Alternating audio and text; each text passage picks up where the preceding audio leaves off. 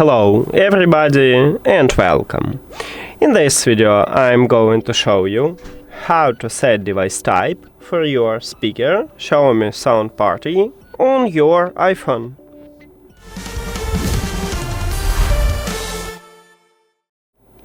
You have to start by open settings. Then click at the Bluetooth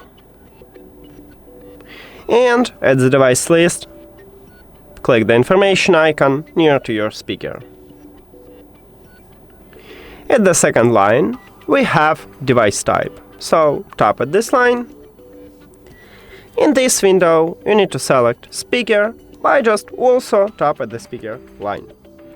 Near to the speaker now we have a check mark, so we just set it, and if we go back you can see that this device use speaker device type, so we did it.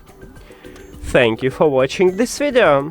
If you found it helpful, please consider subscribing to channel and leave the like on the video. See you later!